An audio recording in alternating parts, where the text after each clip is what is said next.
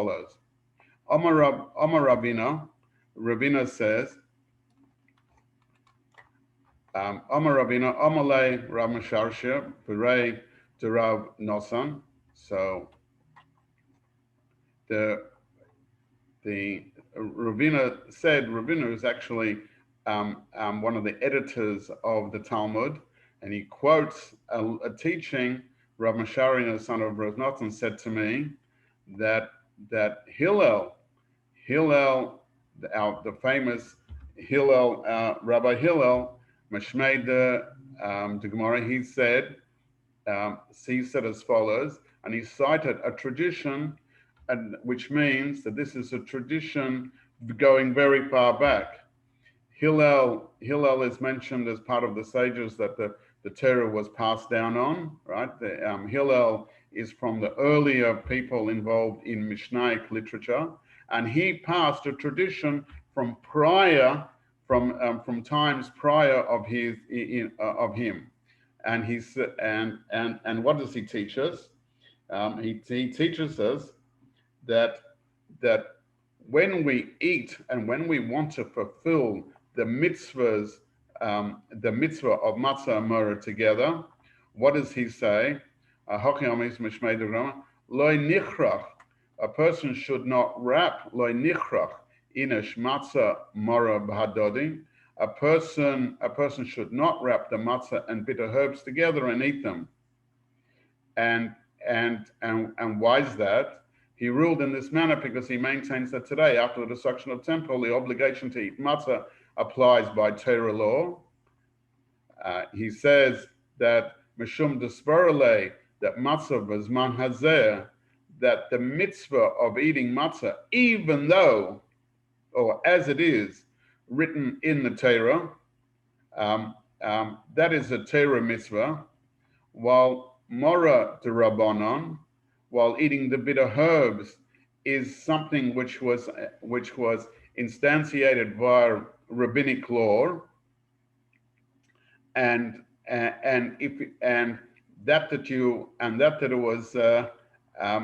was instantiated to eat the bitter herbs as a part of the Rabbanon. Why do we actually eat the morah, as he says over here? The obligation to eat bitter herbs without the Paschal lamb applies only rabbinic law, because we don't have the Paschal lamb anymore. Because the verse actually says that you shall eat your korban Pesach with the bitter herbs. But now that we don't have the korban, the Paschal lamb, so that therefore the issue of eating the bitter herbs now becomes a rabbinic ordinance, right?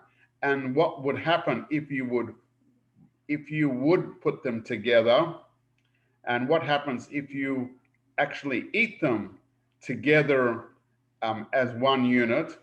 You would have Morah D'Rabbanan Mavatale Lematzah D'Oraisa.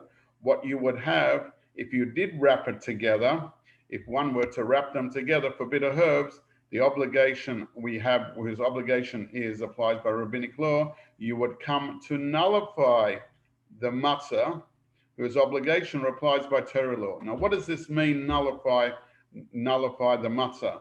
Right? The purpose of eating is to feel the taste. When we eat, we feel the taste of something. Hence, we eat bitter herbs and we get the taste of the bitter herbs. When I taste matzah, I feel the taste of matzah. Right? If I have bitter herbs which I can't taste, then I'm really not feeling and participating in the mitzvah. Same thing with the matzah. If I'm not tasting the matzah, even though the matzah technically doesn't have a taste, right? It's not that it's tasteless, but it's not a rich taste, right? You won't be tasting it. Therefore, there's a potential, according to Hillel's understanding, as a tradition from many years before. He would say that he said that you nullify, it becomes the mitzvah of eating matzah becomes nullified by virtue of you won't be able to taste the matzah, because you'll be tasting something else. So therefore, and the other thing that you'll be tasting has potentially, because by rabbinic law, it has lesser import than what's written by the Torah itself. So therefore, in order not to dilute the taste of the matzah, one shouldn't eat it together. Okay. Now, so that's the teaching that that has been taught. Now, this is a very interesting, because if matzah and morah are eaten together, then obviously the flavor of the morah, which is strong, will nullify the flavor of the matzah, and then potentially a person won't fulfill his obligation that he has to eat the matzah, even though he's physically eating the matzah, but he needs to taste it. So he won't be able to taste the matzah. You won't be able to taste the matzah. You won't be able to fulfill your requirement that you need to do. So that's the teaching. That's the teaching that he passed on. So one interesting output of this, right, is part of a discussion which happens in other places of Talmudic law, which is the potential for nullification of one mitzvah because of another mitzvah, right? And what might take a priority one over the other. In a similar sense, we had that as a discussion only in a similar sense, but we had in a similar sense the discussion of the first Mishnah. The first Mishnah that we learned together was about what took priority when we said Kiddush. We're going to do both of them, but what takes priority? Does the mention of the day, the Yom Tov day, take priority, or the mention of the wine? Because I obviously can't do them together. I can't do them literally together. So what do I take as priority? So here we're also saying, well, don't put them together. Not only is there a priority, but if I do them together, which is what the verse says that we should do, right? I might have a lessening. I won't be able to fulfill my actual mitzvah of eating the mitzvah. Now, that's Hillel's opinion based on a teaching of prior to his generation. Now that is not left by itself. Another interesting Talmudic principle is then suggested. There are other opinions. I mean, that is an opinion of Hillel based on older teaching. But there is another opinion. And then when it comes to mitzvahs, that in fact there isn't a process of nullification, as the Talmud continues to discuss. Afilu l'man da'omer, even according to an opposing opinion, meaning in that mitzvahs einam avatela zu v'zu, that one mitzvah can't or won't reduce, doesn't nullify each other, right? And that therefore the potential problem, doesn't exist, right? So, as he says over here, right, that this principle only applies to a mixture of food whose obligation applies by Torah, with another food whose obligation applies by, or to a mixture of one food whose obligation applies by rabbinic law, with another food whose obligation applies by rabbinic law. However, in a case of a mixture of one food whose obligation by the Torah law, with another food, the obligation applies by rabbinic law, the food whose obligation applied by the rabbinic law comes and nullifies the food whose obligation applied by the Torah law.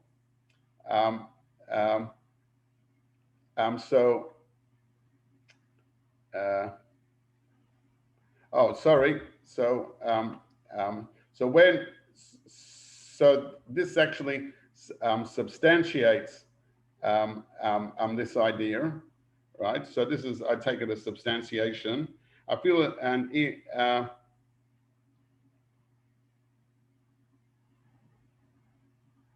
so therefore we shouldn't do it.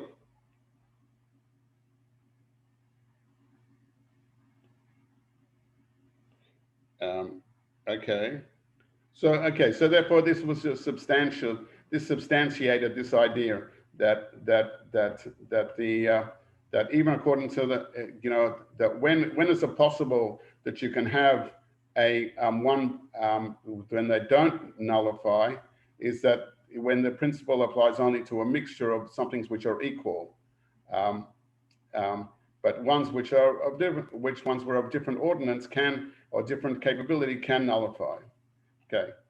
Now the Gemara says, and who's man tana deshmatale mitzvahs ein mabatel zu, and who is the Tana that you heard that says that mitzvahs do not nullify each other?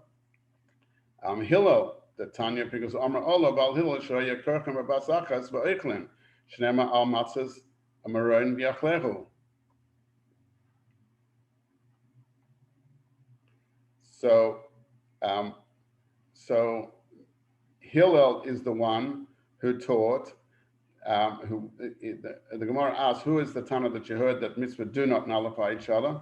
It is Hillel, who is taught in a brisa. They said about Hillel that he would wrap the matzah and bitter herbs together and eat them, as is stated. You also eat it with matzahs and bitter herbs, which indicates that the two foods should actually be consumed together. So we have a difference of opinion.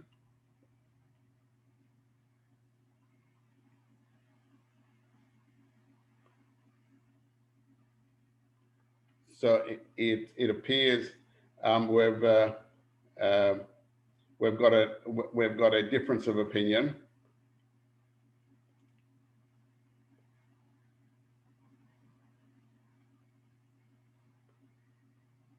So it appears quite clearly now. So it seems that we've got a difference of opinion from from this topic from before to this topic, right?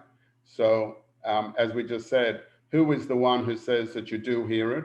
So in fact, Hillel says that the two foods should be consumed together. So, but if it is true what we mentioned before, that it's possible that one nullifies the other, and who says that it says Hillel? Seems to oppose this idea that we've just said, that in fact that Hillel says that we can actually eat them together. Right. So if, in fact, Hillel is the one who actually says that we do eat them together. Al matzah murim yachlehu, as the verse says, you shall eat it with matzah and bitter herbs. Right. So which indicates that the two foods should be consumed together. So it seems that we have a not full understanding of the quotations that we said before. So we then go on and say, Omer Rabbi Yechanan, Chelkin Olav Chaber al Hillel. Rabbi Yechanan had a difference of opinion and disagreed with Hillel, because Rabbi Yechanan said further, that you might think that in fact we do. We wrap it all together and eat it the way Hillel did, as one unit, Talmud Lema. So he says that can't be true. Al matzah sumerin yachleo, right? The verse says that on, and we showed that verse previously, right? You might think that the verse has told us the Torah is actually mentioned. And we showed that verse, as I said previously, al matzahs merin yachleo, with matzahs and bitter herb you shall eat it, which implication means that afilu zeh mipnei asma v'zeh mipnei, that you can eat it as independent units, and we should eat it as independent units. Al matzahs merin yachleo, afilu zeh mipnei asma v'zeh mipnei asma. Okay, so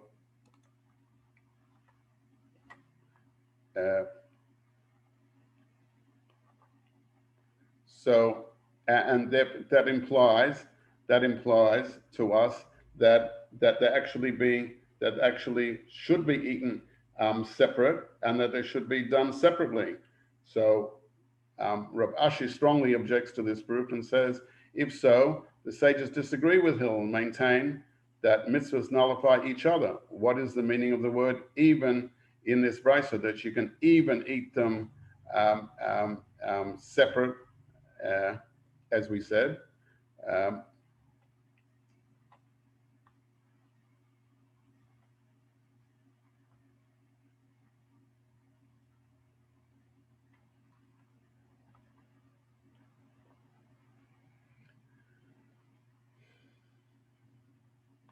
as he said, that word even, right? So the implication of the word even, that one may even eat it by itself, right? So it seems that you don't need to eat it separately, right? So this word indicates that Hillel's opinion is not rejected entirely, but that one fulfills his obligation even if he eats the items without combining them. So then Rav Ashi says, well, in fact, what our discussion really is, and the way we should understand our discussion should be, that this is what the Tana is teaching. Yochel, you might think,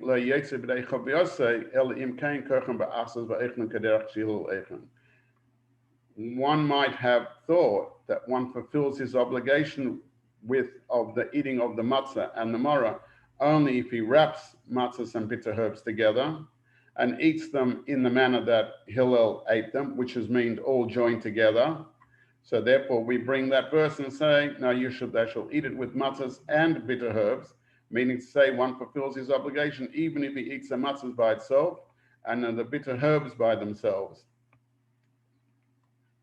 And then, so that is in essence a discussion of the process of what we do with the fulfilling of the mitzvahs post the Kiddush time. So in the previous section where we discussed the Kiddush, we discussed the Mishnah of the Kiddush, we discussed the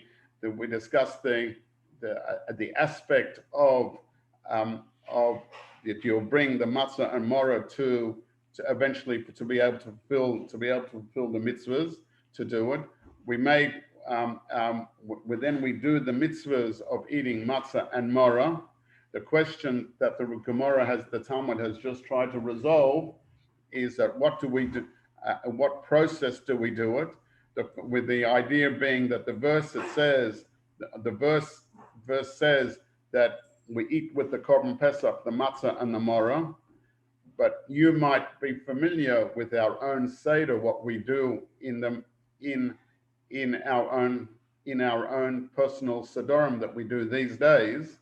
What do? We eat our matzah as a unit, we eat the morah as a unit, and then we do, interestingly, what Hillel did.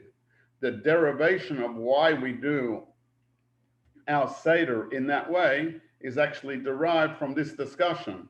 And that's what the next thing is that we're going to discuss in the next words. V'hashto. So the Gemorah comments, now that the halacha was stated, neither in accordance with the opinion of Hillel, even though that he had that it seems that we have a teaching from many generations previously, which Hillel quoted, that we don't do them together. In fact, we imply that that's a incorrect teaching. What have we just said, right? That in fact you're allowed to eat them separately. So therefore, the Gemara now comments, which is our derivation of what we actually do, is that now he said, the halacha, meaning what we actually do, is actually not in accordance totally with the opinion of Hillel, nor in accordance with the opinion of the rabbis. In fact, what we do, and this is what we actually, I'm interjecting over here, this is what we actually do in our own personal Seder when you will run Pesach, right? What we do is, Maborach alachilas matzah, you make a blessing on the mitzvah of eating matzah, v'ochel, and you will eat it separately. V'hoder, so post that, maborach al achilas morah, you will make a blessing on eating of the morah. And we've just mentioned before that achilas matzah is midaraisa, is Torah-derived requirement. Then we will do the order of the rabbinic ordinance, al achilas morah. We will eat the morah, v'ochel, and then we will eat it. Then, v'hoda ochel matzah v'chesa b'hadei. But then afterwards, we're going to actually do what was done previously, right? Was mentioned previously. we're going to then he eats the matzah and lettuce together without a blessing in remembrance of the temple in the manner of Hillel. Without a bracha, zecher as a remembrance, and it's an important word, as a remembrance of the activity of the temple in the manner of Hillel in the days of the temple where we ate matzah and bitter herbs together with a paschal lamb. So now let's just go back to our discussion before. Our discussion before was that we were potentially scared that the mitzvah of matzah and the mitzvah of eating morah might become nullified if they get mixed together and we can't really taste the matzah and the morah. So what do? And this is what we actually do in our Seder. We'll do the mitzvahs independently, but we want to remember what they did in the old days, which was they ate the korban Pesach and matzah and morah all together as one unit, right? So that's what we actually do in the text of our Haggadah. We're going to eat them all together. So you will see, and we'll go back to our text of the Haggadah. Hopefully it'll come back, yes. So you'll see that here, this is the text of the Haggadah. This is one step before, sorry.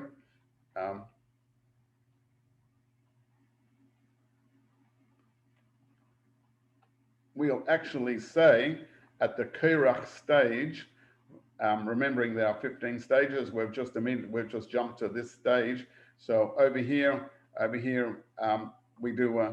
we'll finish the narrative. You say that you say the Kiddush, right? We'll say the Kiddush text. We'll say the text of